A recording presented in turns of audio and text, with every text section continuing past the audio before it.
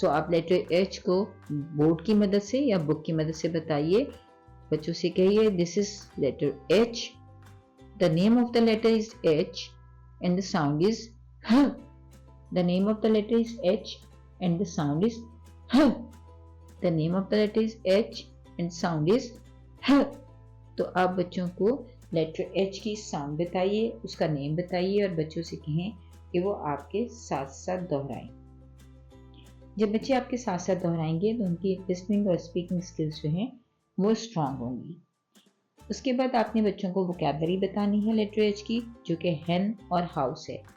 तो as per are routine हम उसको राइम की मदद से बताएंगे। तो आप उसको कह सकते हैं, जिस तरह हम हर लफ्ज़ के हवाले से वोकैबुलरी में इजाफा कर रहे हैं, तो हमने बच्चों को बताना है कि this is happy and helpful हेन। तो हैप्पी और हेल्पफुल जो है आपने उनकी वोकैबुलरी की में इजाफा किया और उनकी लिसनिंग करवाई। सो आप हेन और हाउस को जब बताएंगे तो आप कहेंगे happy hen is in front of the house, happy hen is in front of the house, a big house that's safe and close, a big house that's safe and closed।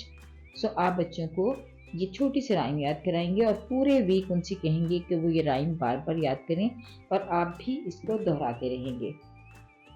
जब आप vocabulary introduction देंगे तो आपने ख़ास तौर पर कोशिश करनी है कि कट आउट्स यूज़ करें, फ्लैश कार्ड्स यूज़ करें या आप पेज की मदद से बताएं। बच्चों को बताएं कि hen, this is hen and this is house, and hen, house have the same beginning sound h, h hen, h hen, h hen, h house, h house, h house। इस तरह बच्चों की बिगिनिंग साउंड की बहुत ज़्यादा practice करवाइए ताकि बच्चे साउंड्स को, बिगिनिंग साउंड के कॉन्सेप्ट को समझ सकें। इस तरह हमने पेज नंबर 42 कंप्लीट कर लिया है।